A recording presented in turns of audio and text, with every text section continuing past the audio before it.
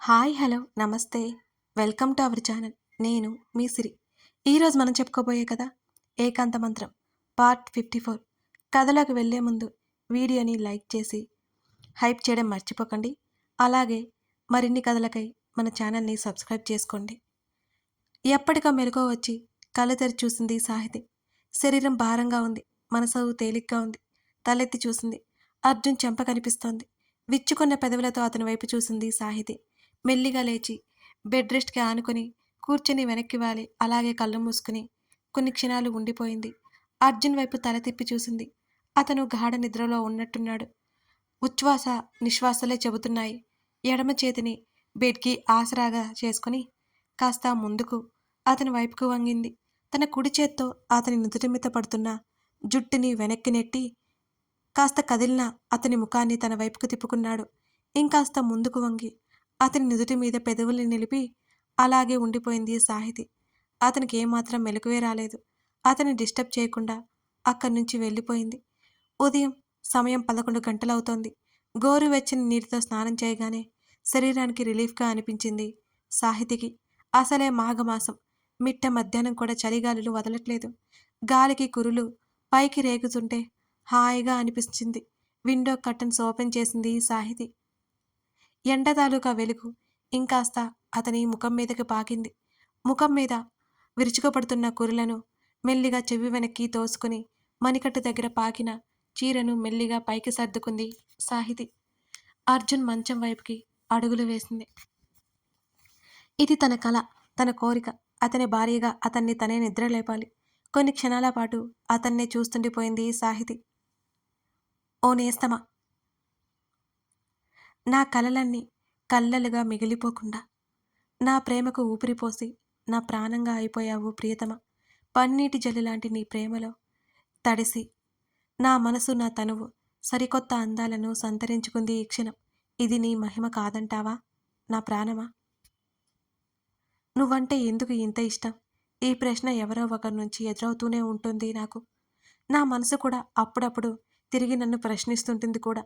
నా దగ్గర సమాధానం లేదు ఆ ప్రశ్నకి. నా స్పందన మాత్రం ఒక్కటే.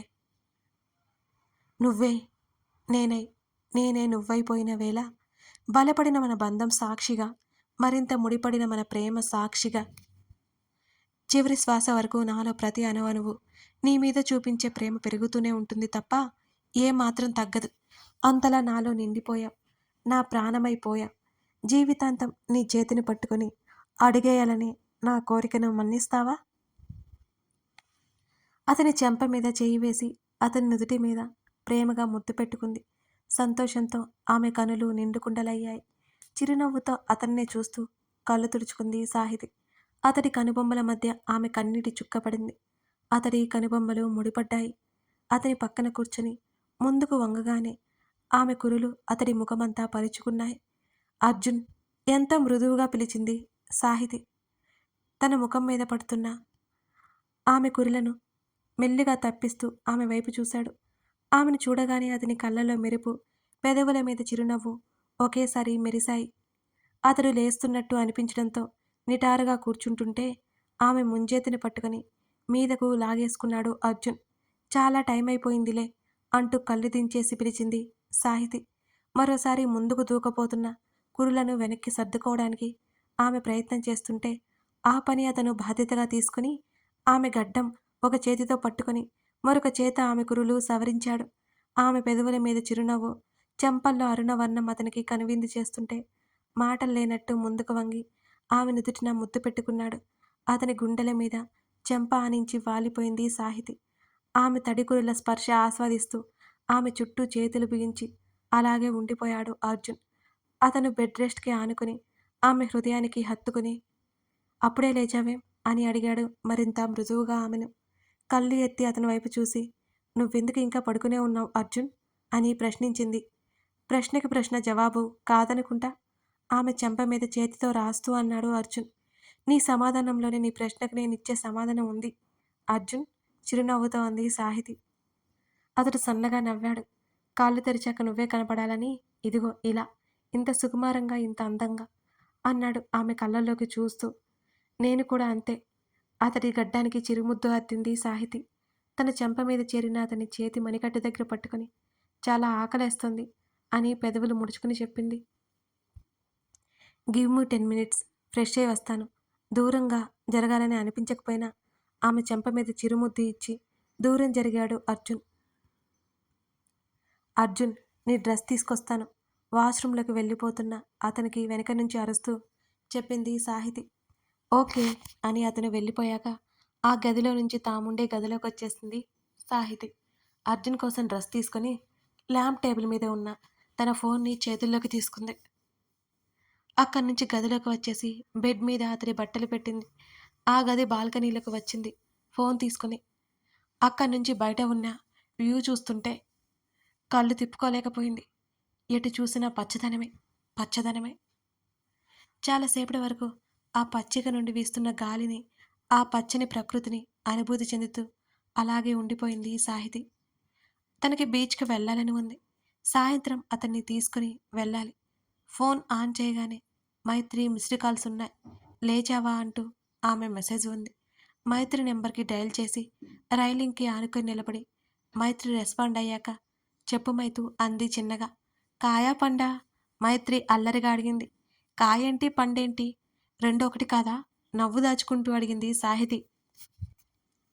ఆహా అబ్బో, 2 రోజుల మా వాడు సాహసానికి ఇంటెలిజెంట్ అయిపోయావు సాహి అని మైత్రి ఆట పట్టిస్తూ అంది.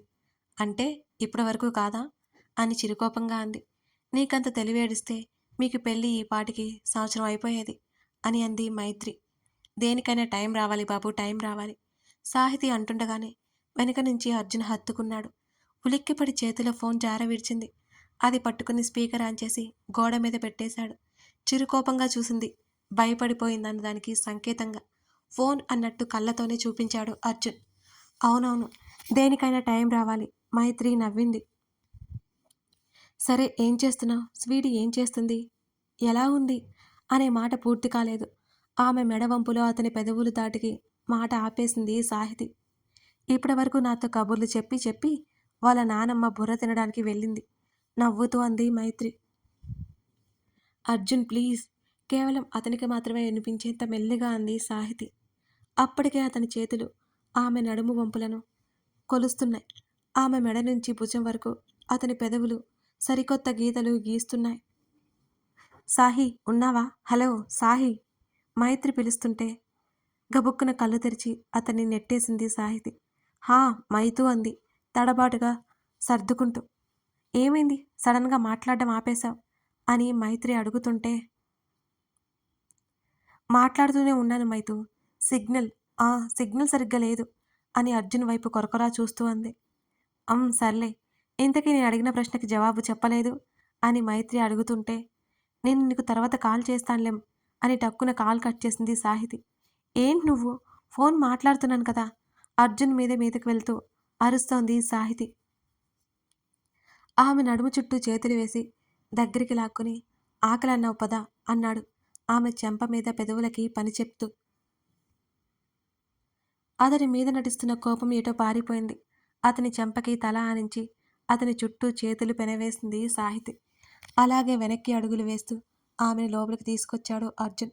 ఆ కౌగిలి వీడనేలేదు. ఇరు చేతుల పెదవులు మరోసారి కలుసుకున్నాయి. ఆమె లోపల దాగి ఉన్న సిగ్గుతొంతెరలో మళ్ళీ బయటకు వచ్చాయి ఆ క్షణం. ఉక్కిరి బిక్కిరి చేస్తున్న అతని చేతులకు తాళలేక అర్జున్ ప్లీజ్ వదిలిక అతనికి దూరం జరుగుతూనే అన్నది. సాహి ఇది అన్యాయం అని అతని దగ్గరకు వస్తుంటే వెంటనే వెనక్కి తిరిగి తలుపు దగ్గరికి పరిగెత్తింది సాహితి. న్యాయం లేదు, అన్యాయం లేదు, ఆకలేస్తుంది పద. గబగబా గదిలో నుంచి బయటపడింది. జుట్టు చెరుపుకుంటూ చిన్నగా నవ్వుతూ బయటకొచ్చాడు అర్జున్. అప్పటికే అతను ఫుడ్ ఆర్డర్ ఇవ్వడంతో కాలింగ్ బెల్ మోగింది. అతను వెళ్ళి తీసుకొచ్చాడు.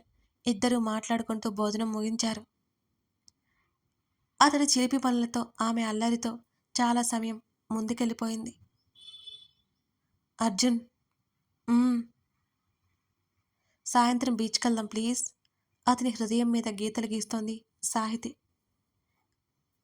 వెళ్దాం అన్నాడు ఆమె చేతిని తీసి ముద్దు పెట్టుకుంటూ. థ్యాంక్ యూ అతని ఛాతీ మీద ముద్దులో అద్దింది.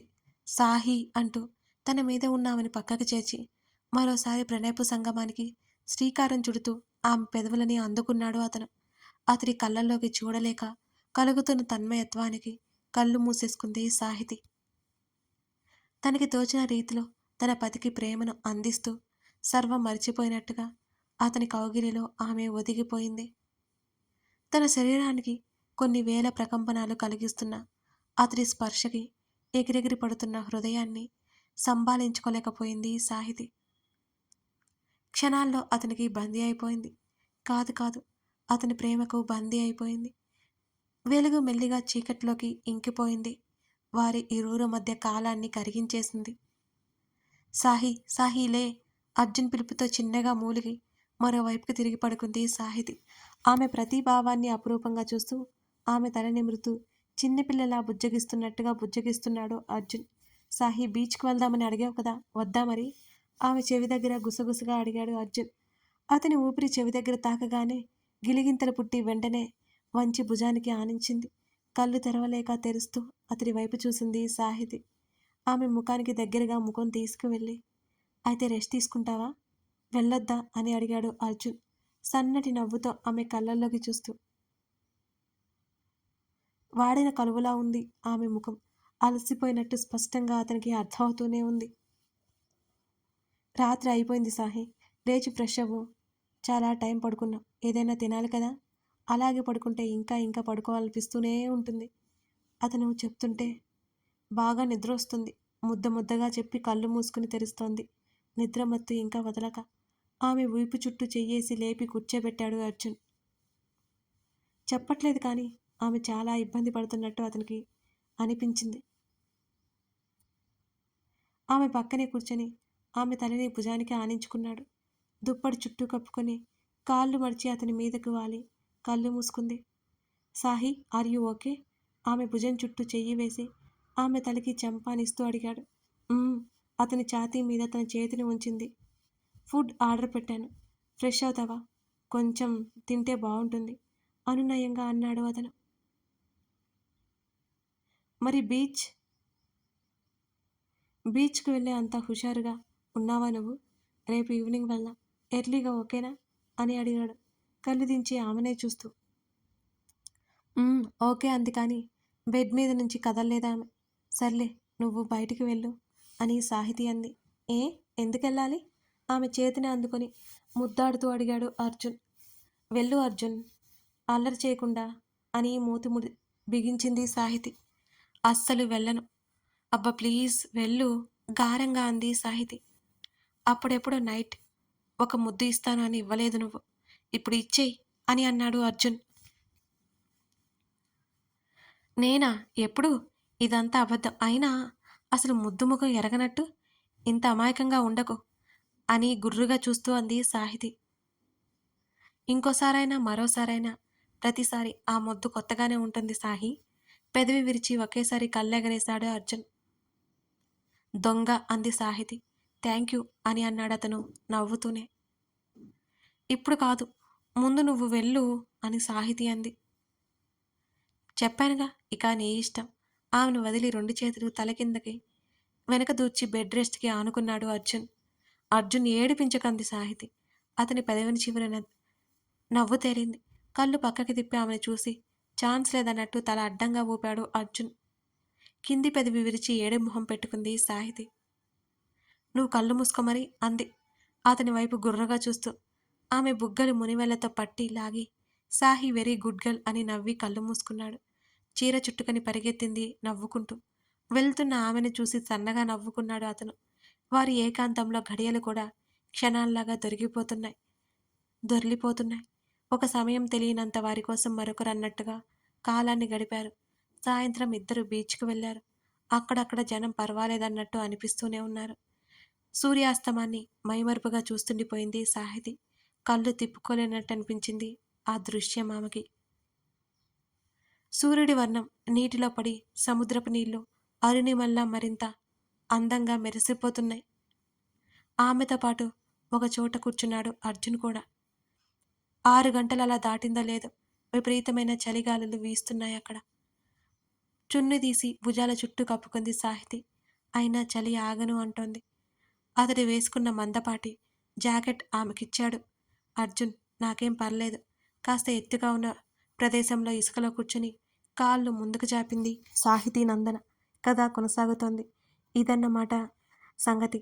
అర్జున్ సాహితీ జీవితంలో మరికొన్ని అద్భుతమైన క్షణాలు ఇలా ముందుకు దొర్లిపోతున్నాయి కదా! ఈ కథ మీ అందరికీ నచ్చిందనే అనుకుంటున్నాను. ఇంకా ఎవరైనా ముందే మన స్టోరీ ఎపిసోడ్ చదవాలంటే మెంబర్‌షిప్ తీసుకోవచ్చండి. అది మీకు ఇంట్రెస్ట్ వీలుంటేనే తీసుకోవచ్చు. బలవంతం ఏమీ ఉండదు. మెంబర్‌షిప్ ఎలా తీసుకోవాలో తెలియని వారి కోసం మన ఛానల్‌లోకి వెళ్ళాక మీకక్కడ ఒక వీడియో కనిపిస్తుంది. అది మిస్ చేయకుండా చూడండి. కావాలంటేనే అండి. Thank you for watching this video.